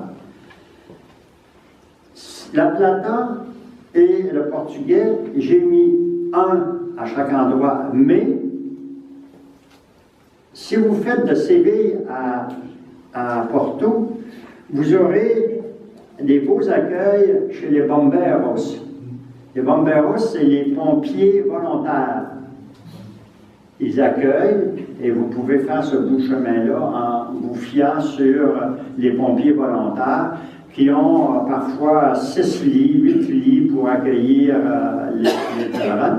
Puis il y a un grand avantage, c'est que si le feu pogne dans la nuit, ben, pas dans le poste, pas chez les pompiers, là, mais quelque part, mais vous pourrez aller donner un coup de main. Et après, c'est des gîtes réguliers, et il y en a suffisamment. Et il n'y a pas de difficulté particulière, même si je mets la note 1 pour le portugais, pour ce qui est du nombre de gîtes. Accès en avion, Saint-Jean-Pied-de-Port, vous avez Bordeaux. Normalement, vous arrivez à Bordeaux. Et de Bordeaux, ça voyage très bien par train vers Saint-Jean-Pied-de-Port. Le Camino del Norte, Bordeaux. Et ça voyage très bien par train jusqu'à Irun. Vous descendez à Hendaye, le dernier village en France, ça s'appelle Hendaye. Et là, vous avez un gros contrat, il faut traverser le pont pour être rendu à Irun.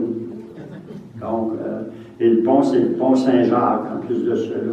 Vous êtes arrivé de l'autre côté. Lisbonne, vous avez un aéroport. Séville, vous avez un aéroport. Porto, vous avez un aéroport. Donc, il n'y a pas de problème pour ça. Les coûts. Le Camino Frances, à 30 € par jour, parce que je viens de le faire, ça se gère bien. Même à 25 € par jour, ça se gère, le Camino Frances. Le portugais, à 20 € par jour, ça se gère. Pour votre tenue chez les bomberos, il y en a qui vont refuser que vous payiez, carrément refuser, puis il y en a d'autres qui vont demander 4 à 5 €. Et puis pour vous nourrir, il vous en reste assez. Je vous donne, évidemment, si vous voulez aller au resto, si le champagne, si le Porto vous intéresse, ben là, ça appartient à chacun. Mais moi, je vous dis, c'est quoi là, les planchers pour cela? Donc, vous voyez, portugais, 20 €, 25-30 pour le Norté, 20-25 pour le Camino Frances, 25 pour la Plata, grosso modo. Donc, ça donne des données comme celle-là. Les données maintenant secondaires, c'est-à-dire le balisage, les difficultés reliées au dénivelé, l'accès à l'eau, l'accès au gîte, l'aide disponible, le ravitaillement, besoin d'équipement, guide, paysage, météo, rencontre, patrimoine. Le balisage. On est en France. Le puits en Bolivie, je vous l'ai dit tout à l'heure, c'est trop balisé. Donc, moi, je pars dans mon rêve, il n'y a pas de problème avec le balisage. Puis c'est vrai ce que je vous raconte là, je me suis ramassé hors chemin, là. Il faut le faire, hein? Parce que c'est tellement facile. Mais évidemment, si ça fait 250 mètres, 300 mètres que vous marchez puis qu'il n'y a pas de balise, revenez donc sur votre chemin, là, puis probablement que vous en avez manqué une parce que vous étiez dans votre bulle, là, comme ça arrive. Très balisé, très bien balisé, très facile, code 1. Arles, j'ai mis 2. Je ne vois pas de difficulté particulière, sauf le départ. Il y a un endroit où il y a 2 chemins qui se croisent. Donc, regardez comme il faut votre guide avant. C'est la deuxième étape. Il y a 2 chemins qui se croisent. Évidemment, moi, j'aime tellement marcher que j'ai pris le mauvais. Et ça m'a donné 40 km pour faire de Saint-Gilles-du-Gard à Galargues-le-Montueux, que j'ai baptisé « Prends garde le monstrueux ». Alors, mais à part ça, c'est pas si mauvais.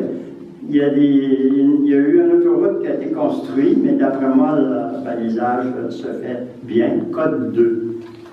Paris-Tours, 4-2. J'ai mis 2 codes. 4, donc difficile de Paris à Tours. Mais dotez-vous, j'allais dire grayez-vous, mais c'est doté, il faut dire. Dotez-vous d'une bonne carte, puis suivez la route, pas la nationale, la route secondaire au besoin. Vous ne devriez pas avoir de difficultés majeures. Et à partir de Tours 2, c'est bien balisé, je ne vois pas de problème particulier. Et au sud de Bordeaux, 1, quand vous n'avez pas le choix, la ligne est droite, là, dans la forêt de pins, dans 4 étapes. Elle est tellement droite qu'à un moment donné, vous arrivez à un village, puis vous apercevez 2-3 kilomètres avant. Je pense que ça continue tout droit après, hein? Parce que vous voyez là, la tranchée qui a l'air à continuer après. Vous n'êtes pas trompé, c'est bien ça. Là. Alors ça, c'est évidemment, pour ce bout-là. Donc, le chemin un peu plus difficile pour le balisage, c'est le chemin de Vézelay. Il y a une petite bataille qui a eu lieu entre monsieur et madame Chassin qui ont créé un chemin, à mon point de vue, correct, qui s'appelle le chemin historique, et ceux qui entretiennent le GR, puis à un moment donné, vous arrivez dans des endroits en Dordogne, en plus de cela, où il y a des villages qui détournent le chemin pour vous amener à leur café-bar, etc. Donc, je vois qu'il y en a qui ont fait signe que oui, parce qu'ils l'ont vécu, ça. Donc, c'est un petit peu plus difficile, j'ai mis 3.5. Ce n'est pas insurmontable, là, mais c'est comme ça. L'accès à l'eau. La difficulté, c'est Paris à Tours. J'ai mis 3. Ça a l'air bizarre, jusqu'à Tours, mais vous allez avoir des 10 km où il n'y a rien, là. Alors là, il faut apporter davantage d'eau avec soi. Mais si vous faites le puits envelé, j'ai fait le puits envelé, là, j'ai jamais dépassé 750 millilitres d'eau sur moi. C'est important parce que c'est le poids, hein? 1 litre d'eau, c'est 1 kilo. Mais pourquoi? Parce qu'avant de partir le matin, je prends du jus et de l'eau jusqu'à peu près l'équivalent de 750 millilitres. Je calcule où est mon premier point de ravitaillement. Il est à 6 km.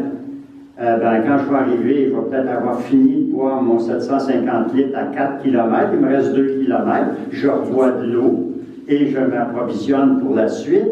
Donc, très facile. Très facile l'approvisionnement en eau. J'ai mis 2 pour Vézelay, 2 pour Arles, 3 pour Paris jusqu'à Tours et 2 de Tours jusqu'aux Pyrénées. Accès au gîte, très facile pour le puits. 3 pour Vézelay, donc il faut calculer des étapes en moyenne un peu plus longues, effectivement. 2 pour Arles et 4 de Paris à Tours et de Tours aux Pyrénées, 2. Donc, le problème est du côté de la difficulté est du côté de Vézelay, ça se gère, et de Paris jusqu'à Tours. L'aide disponible, si vous êtes mal pris, vous allez être mal pris de Paris jusqu'à Tours. Mais, évidemment, vous pourrez trouver un transport pour vous amener à Orléans, ou vous ramener à Paris, ou vous amener à Poitiers, dans les grandes places, si vous avez un équipement qui brise. Donc, cela. Et j'imagine qu'à peu près tout le monde voyage avec ça. Non. Donc là, vous faites vous faites votre GPS et vous faites dans votre recherche de Google Maps Décathlon. Si c'est un truc comme ça, ça va vous dire à 12,2 km, vous en avez un, ou à 8,2 km, vous en avez un, etc. Donc, c'est l'avantage d'avoir ce type d'équipement-là pour se dépanner. C'est vrai pour toute l'aide disponible. Donc, pour cet aspect-là, c'est un magnifique outil. Et je m'en suis servi pour... ça sert de lampe de poche, ça sert de... J'ai plus besoin de traîner de lampe de poche. J'ai plus besoin de traîner de papier, j'ai tout mis mes fichiers dans ça, donc je ne traîne plus de papier, je ne traîne plus de lampe de poche, je ne traîne plus de iPad, j'ai beaucoup moins de poids, en tout cas. Besoin en équipement. Vézelay, si vous avez besoin d'équipement, c'est plus difficile. Les guides, le Puy-en-Velay, vous en avez plein. Paris-Tours, c'est pas évident. Tours aux Pyrénées, il y en a en masse, des guides. Et Arles et Vézelay, j'ai mis une cote 3.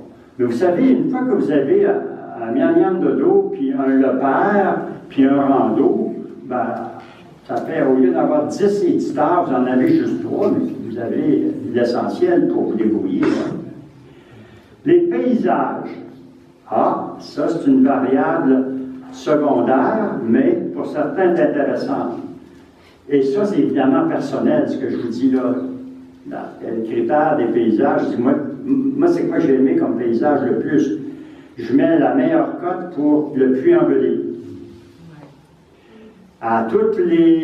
Pour les 4 chemins français, je ne parle pas des chemins espagnols, là, des 4 chemins français, Paris-Tours, là, le paysage, c'est assez plat, là. Bon, mais c'est personnel, hein? Alors, le Puy-en-Velay, pour moi, c'est les plus beaux paysages avec la variété. À tous les 4 ou 5 jours, vous allez changer de paysage culturel parce que l'architecture change. Et vous allez changer aussi de paysage naturel. À peu près à tous les 4 ou 5 jours, c'est comme des régions sur le Puy-en-Velay. Donc, il y a ça. Tandis que Vézelay, c'est un paysage qui est joli, mais qui varie moins. Donc, moi, j'ai mis 2. C'est un très beau paysage. J'ai mis 2. Arles, j'ai mis 2 aussi, en hésitant beaucoup. Entre 2 et 1 pour... J'ai mis 1, pardon, Arles, pour ce qui est des paysages. Excusez-moi, j'ai mis 1, comme pour le Puy-en-Velay. Parce que là, à part les 4 premières étapes où vous partez sur le plat, et c'est pas nécessairement là non plus, vous franchissez des beaux grands vergers à un moment donné. Quand on passe dans les vergers d'apricots, puis que c'est au mois d'août, là, ça sent l'apricot, c'est vraiment magnifique, etc. Donc, j'ai mis 1, après ça, vous allez monter dans le Haut-Languedoc, à partir de Saint-Guillaume-le-Désert, et ça, c'est un paysage culturel extraordinaire. C'est parmi les plus beaux villages de France, là. Et vous savez combien il y en a? Il y a les 10 plus beaux villages de France, vous les connaissez? Moi, j'ai la collection des 10 plus beaux villages de France, je suis rendu à 123. Tout le monde considère qu'ils sont dans les 10 plus beaux villages de France. Donc, il y a des paysages comme ceux-là. Arles, vous montez dans le Haut-Languedoc, c'est vraiment beau. S'il fait beau, hein? S'il pleut, ben là, c'est notre affaire. Paris-Tours, j'ai mis 5. Mais là, très embêtant. Si vous aimez les forêts de pins, c'est extraordinaire. Si vous aimez marcher le long de la route, c'est formidable. C'est mes cas. La météo, imprévisible en général. Dans l'hémisphère nord, c'est très difficile de prédire la météo. Mais j'ai mis des remarques. Vous pourrez les retrouver là, quand vous irez sur le site. Si vous partez du Puy-en-Velay, en avril et même en début mai, vous risquez d'avoir un peu de neige. Donc ça, je l'ai noté. Ça ne veut pas dire que vous allez en avoir. Il y en a qui m'ont dit, ben non, Yves, on l'a fait, nous autres, puis il a fait 15 degrés en moins. Tant mieux, mais je vous dis, il y a un risque. Si vous partez de Arles, le Somport, pour franchir le Somport à 1600, OK? Là, j'ai vu de la neige en juin, un petit peu de neige, mais ce n'est pas tous les juins, mais j'en ai vu. Donc, vous risquez d'avoir, pour une étape,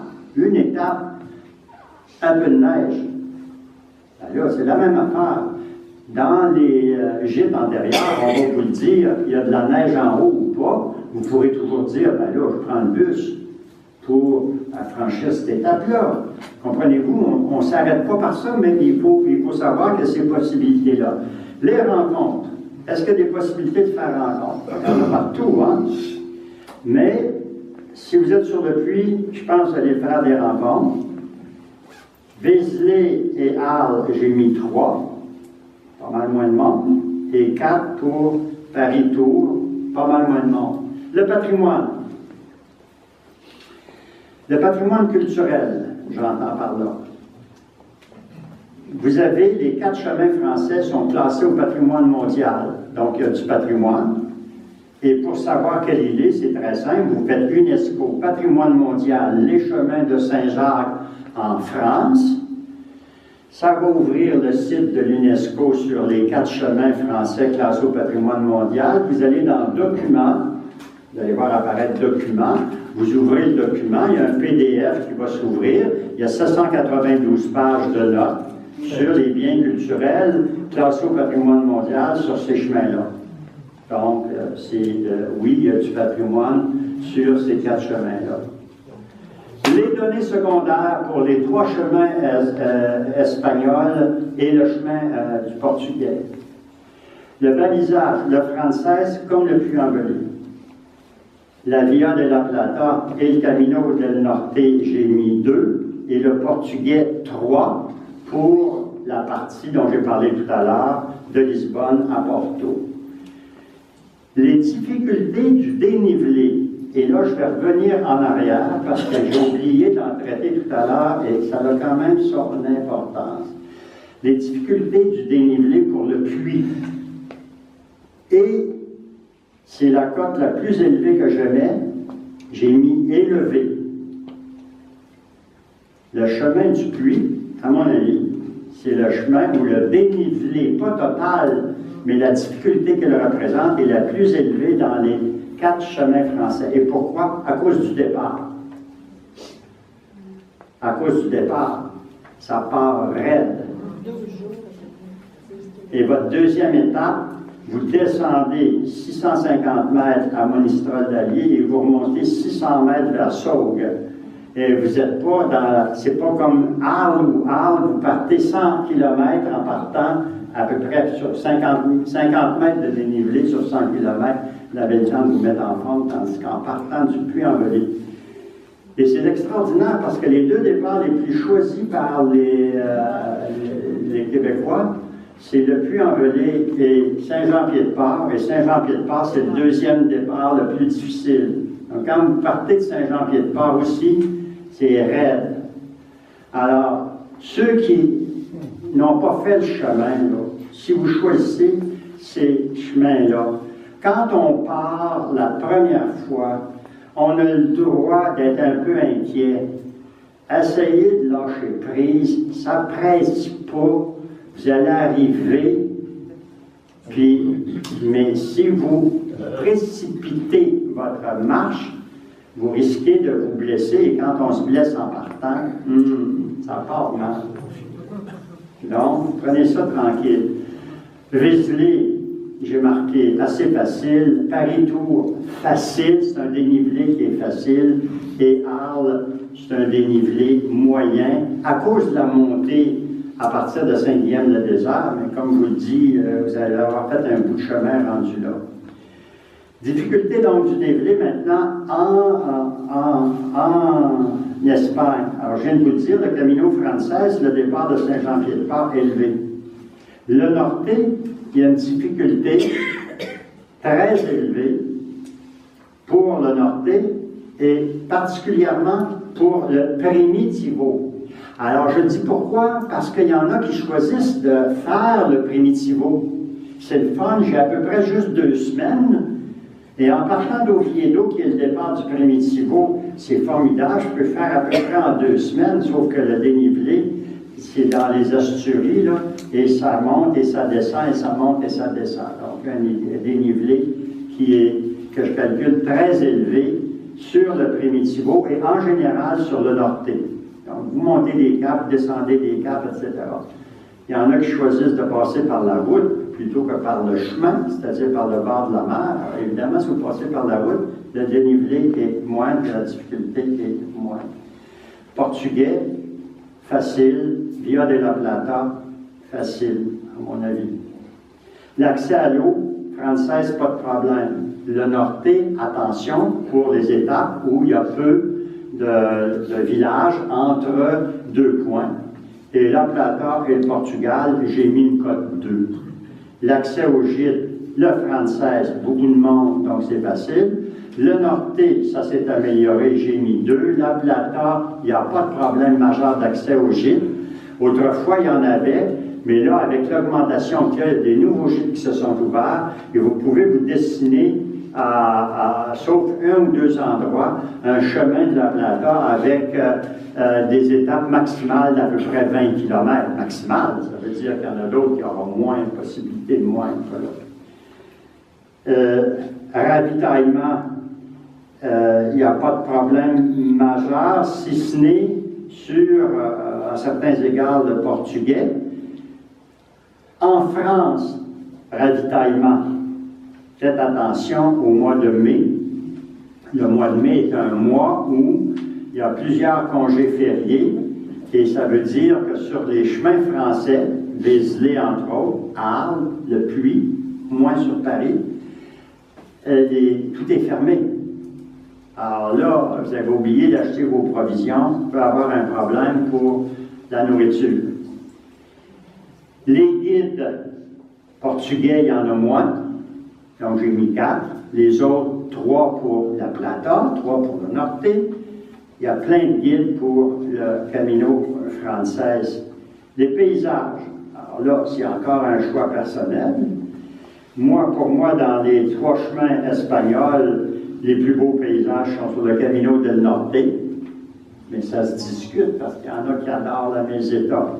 J'ai mis 2 pour les paysages du Camino Frances, 1 pour le Norte qui est la meilleure cote, 3 pour la Plata en hésitant, parce qu'il y en a qui aiment beaucoup ça aussi, les paysages culturels, les belles villes qu'on traverse. Puis, comme je vous le disais tout à l'heure, selon l'époque de l'année où vous passez, il y a les arbres en fleurs, etc., mais j'ai mis 3. Et pour le portugais, 2. La météo. Le Norte et la Plata. Mois de mars, risqué. Alors, j'ai regardé les données météo des 10 dernières années. J'ai fait une moyenne. Risqué. La Plata, risqué en mars pour la boue. Et la Plata, vous avez beaucoup de passages par des quais. Donc, vous franchissez des ruisselets sur des pierres. Et là, s'il n'y a plus beaucoup, c'est pas très compliqué. Vous n'utilisez pas les pierres, vous enlevez vos chaussures et vous traversez avec vos chaussures et peut-être votre sac à dos un petit peu plus haut, mais normalement, le sac à dos passe. Bon. Si vous faites ça en marche, je connais des gens qui ont eu le problème à 2 ou 3 gués de traverser. Moi, je suis parti à 5 avril, super beau tout le long. Je vous dis, c'est des risques, c'est pas des choses garanties. Le Portugal, climat doux, climat de l'Atlantique. Donc là, en général, vous risquez pas d'avoir des chaleurs insupportables. Si vous faites la plata après le mois de juin, attendez-vous à très très chaud en Andalousie, en Extremadura, et c'est très difficile. Les rencontres françaises, il y en a plein. Norté, il y en a de plus en plus. La Plata, c'est pas si mal. Le portugais, de Porto, il n'y a pas de problème. Le patrimoine, vous avez 2 chemins dans ces chemins-là qui sont au patrimoine mondial, le Camino Frances et le Camino del Norte. Donc, même remarque que pour les 4 chemins français, UNESCO Patrimoine mondial, chemin de Compostelle, Espagne, et vous sortez les documents. Ça va vous dire qu'il y a 1800 biens classés au patrimoine mondial, et classés historiques sur le Camino Frances. Alors, moi, j'ai demandé au secrétaire de l'UNESCO, le secrétaire du Comité du patrimoine mondial, la liste. Il m'a dit, il n'y a pas vraiment de liste, il faut le demander à l'Espagne. J'ai demandé à l'Espagne et j'attends toujours la réponse 3 ans plus tard. Donc, c'est les chemins qui sont classés au patrimoine mondial, tandis qu'en France, ce sont les monuments qui sont classés. Et j'ai fait le tour de la question. Vous trouverez donc sur...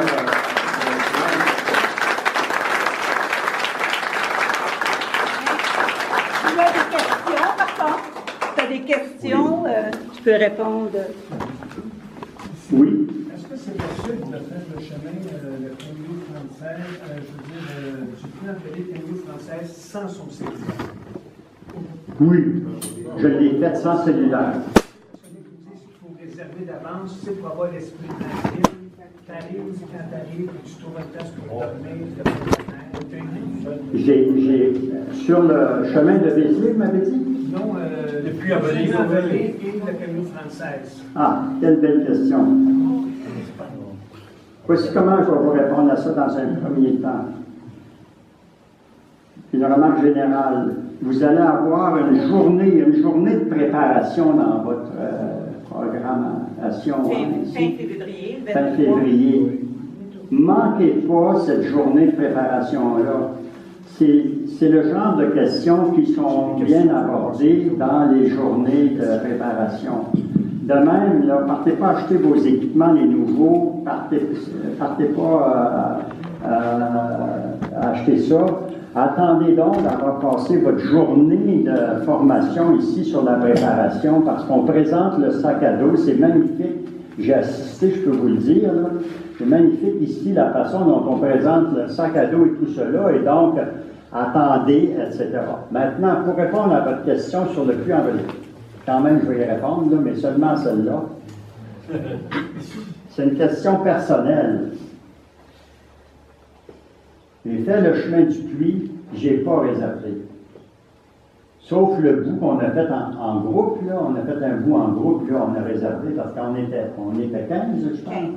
Du puits envolé jusqu'à Cahors, donc là, on a réservé, là. Il y a quelqu'un qui avait réservé. Mais après, je n'ai pas réservé. Et je n'ai pas eu de difficulté. Mais, j'ai rencontré une fois un pèlerin, un Québécois, à Rabanal del Camino. C'est l'année où je revenais de Compostelle à pied. Parce que Compostelle, c'est bien beau, mais reviens-en, hein, donc je suis revenu à pied en France. Et puis, je renvoie d'un Québécois, il me dit, faut-il réserver ou pas réserver? Bon, même question. J'ai dit, regarde, pourquoi tu me poses la question? Ben, ce matin, nous, on est arrivé à 11h ici, là. Puis là, on voyait le monde en dedans du gîte qui se promenait, qui circulait. On frappait, puis ils nous ont pas répondu. On a attendu jusqu'à 2 heures avant que ça roule. Bon, ben, j'ai dit oui, mais c'est parce qu'ils font le ménage, puis ils font tout ça. Puis il y avait peut-être 60 pèlerins ici hier, puis ben là, il faut qu'ils préparent les lieux pour t'accueillir, ainsi de suite. Mais si tu pars à 4h30 du matin, puis tu marches comme un fou parce que tu as peur de ne pas avoir de place, ben moi je te dis réserve. Parce que c'est quoi qui est le plus important? Avoir l'air d'un vrai pèlerin qui ne réserve pas comme de Belleval ou faire un beau chemin, c'est faire un beau chemin. Fait que ça, c'est personnel. Un autre truc, c'est que vos premières étapes, testez le chemin. Fait que tu es sur le chemin du puits, tu testes le chemin les premières étapes. Et là, je me suis aperçu, il reste 8 livres de livres, 10 livres de livres. Ils me disent, ben ça va, y a-tu beaucoup de fréquentation? Ben là, ça baisse de 25%. OK, merci, j'ai mon information. Peut-être que l'endroit où vous espériez aller va être complet. Je l'ai vécu cette année. J'arrive à Fontsébadone, je voulais aller au gîte dans l'église, là, le gîte d'Aumus Dei. C'est marqué dans le guide que si le gîte est plein, tu vas coucher sur un matelas dans l'église. Je suis arrivé là, j'étais avec mon fils, on marchait bien lentement, on dit qu'il n'y a pas de problème, Fontsébadone, de toute façon, on couchera dans l'église. On arrive là, ils nous disent completo. Completo. Mais il n'y a pas de problème, on va coucher dans l'église. Ben, ils disent là, il faut d'abord s'assurer que les hôtels privés de Fontsébadone sont pleins avant d'ouvrir. Fait que là, j'ai eu une déception. Je suis allé coucher dans un autre gîte, il y avait de la place. C'est personnel. Je n'ai pas d'autre réponse que ça à vous donner, mais c'est comme un problème. Il y a des problèmes avec lesquels on vit, puis d'autres qu'on peut résoudre, puis celui-là, on peut le résoudre en réservant. D'autres avec lesquels on vit, comme ma mère me disait, on se guérit d'un mal de tête, mais on ne se guérit pas de soi-même. Et on peut le résoudre en réserve en pause. Hein? On peut le résoudre en réserve en pause. Oui, exactement. Donc là, tu vas au-delà de ta frontière et tu dépasses ton appréhension. Et si tu le fais une fois, 2 fois, 3 fois, après ça, tu es à l'aise. Donc, effectivement, c'est une façon de gérer son mental, de dire je pars. Mais si après 10 étapes, tu es encore stressé. Le chemin à partir de Puy jusqu'à destination, on parle de combien de jours? On parle de 32. Le Puy à Saint-Jean-Pied-de-Port. Ah non, à Saint-Jean. Je l'ai fait en 64 étapes en 2005. Oui. 500 km. 64 étapes, ça revient à 25 km en moyenne. 64 étapes, en allant jusqu'à Pistera. 64 étapes. OK. 25 km par jour. Ben là, c'est toujours la même affaire. Si tu le fais en moyenne de 20, c'est possible, mais là, ça va te prendre plus de jours. Mais honnêtement, 64 étapes, c'est une moyenne de 25. Autre question? Un commentaire. Merci beaucoup. Très intéressant. Même si on a déjà marché, j'ai appris plein de choses. C'est beau. Merci. Une main d'applaudissements pour...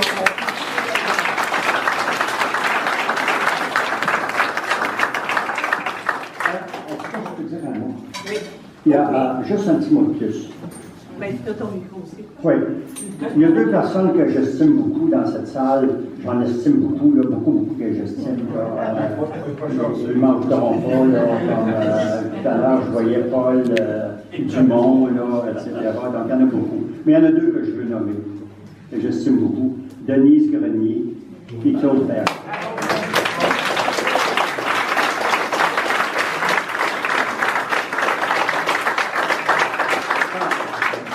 J'ai commencé Compostelle, une des premières personnes que j'ai rencontrées, c'est Claude. Puis il m'a vraiment donné du grâce. Voici mon nom. Puis ça m'a encouragé beaucoup. Puis Denise a travaillé, entre autres, au responsable des crédentiales avec mon épouse qui est décédée, qui était responsable des crédentiales, qui pense que je ne peux pas le saluer. Merci d'avoir été sur mon chemin à ce point-là. Merci. Merci à toi.